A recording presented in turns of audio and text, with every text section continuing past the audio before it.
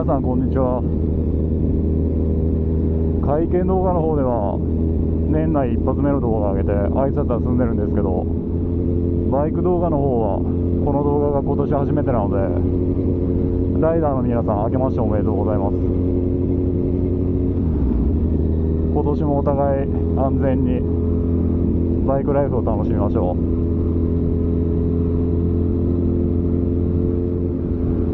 今日はちょっと愛車の紹介したいなと思って、であと使えなくなったパーツ、使えなかったパーツっていうのかな、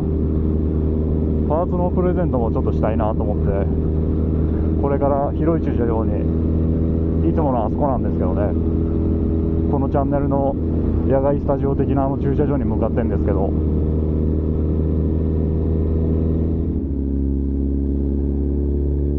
1月なのにすごいあったかいな。今この冬用のジャケットの下、ヒートテック1枚しか着てないんですけど、全然寒くない。